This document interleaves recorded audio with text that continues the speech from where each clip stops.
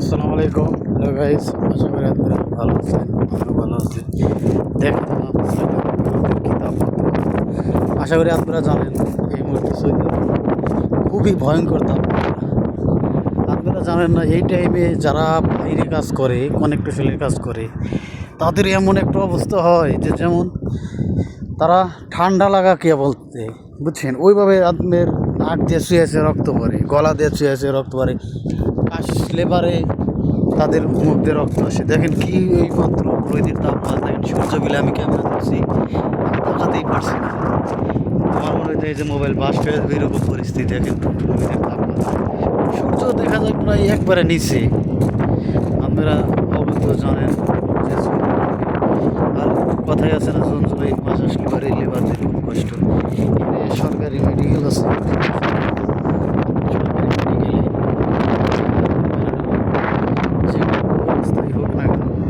আপনার চিকিৎসা শুধু প্যানাডল, আর কোনো ওষুধ দেবো না। কয় কোম্পানি থেকে ওষুধ দেয় শুধু প্যানাডল, আর কিচ্ছু না। প্যানাডল থেকে মানুষের জীবন চলে। ওই জ্বর আসলেও প্যানাডল দিব, গলাতে রক্ত বাড়ালে ওই প্যানাডলই দিব, আপনার ঠান্ডা লাগলে পারে ওই প্যানাডল দিব। প্যানাডল মোট কথায় এক চান্সে শুধু প্যানাডল, প্যানাডল ছাড়া আর কিছু নয়। আমার মনে হয় যে সৌদি আরবে মানে প্যানাডল ছাড়া কোনো ওষুধই নাই। দেখেন এখানে একটু আমি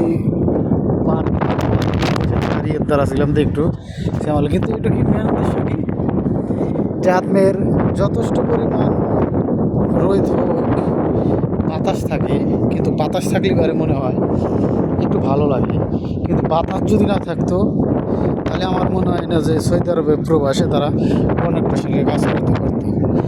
আপনার আমরা তো আছি এই মুহূর্তে তাবুক এরিয়ায়।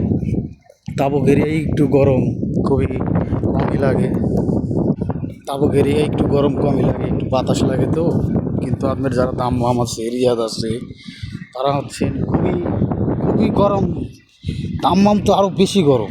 দাম্মাম আপনার শীতের দিনেই গাও গাতর ভিজে যায়, ওখানে আরও তাপমাত্রা বেশি।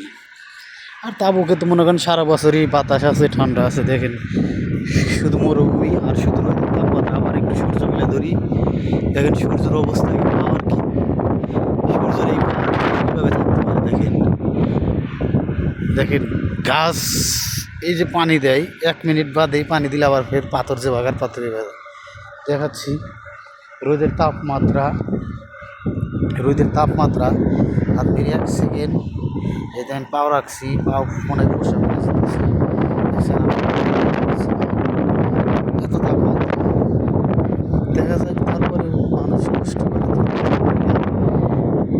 মানুষের ভাগ্যের উপরে নির্ভর। আশা করি আমার কথাটা বুঝতে পারছেন। ভিডিওটা দেখা শুভকামনা রইল।